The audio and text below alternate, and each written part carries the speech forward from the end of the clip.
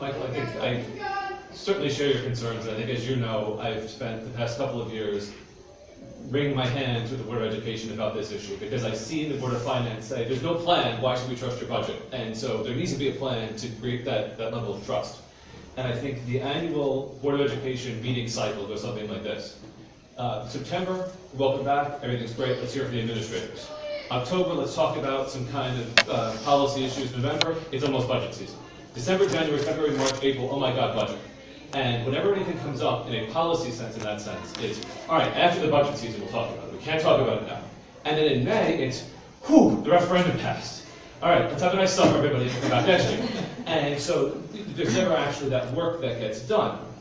And I think that it takes work outside the conventional monthly Board of Education meeting to do it. It takes shared work with stakeholders in the community beyond board members. You have a Board of Finance member, a Board of Select member, members of the community who really pull in the right direction.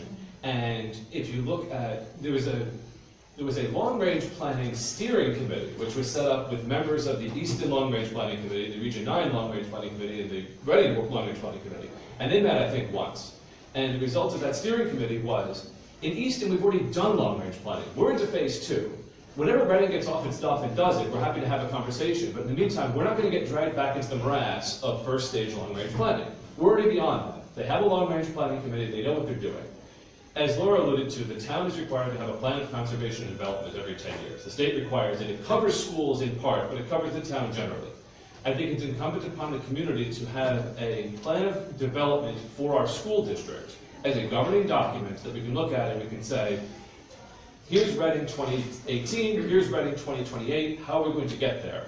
And that provides the framework for communications with the finance side, communications with the community, and goals to shoot for, which then allow, instead of dusting off the budget every year, we say, well, we agreed that year 3 is the year we really dig in on STEM. So we need to invest now in 100 more Chromebooks. So that's why there's $200,000 in this line.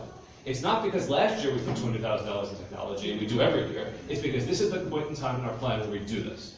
And that's how you build credibility with the community. That's also how you send signals to the broader community that says, we're a town that takes the future of education damn seriously. And if you want to come to this town, in 5 years, this is what we plan to have. Not in 5 years, we're going to still be arguing about whether a 0.5% reduction or a 0.3% reduction is best to maintain the quality of education. Because that's not a conversation that sells houses, and it's not a conversation that sells credibility or excitement in our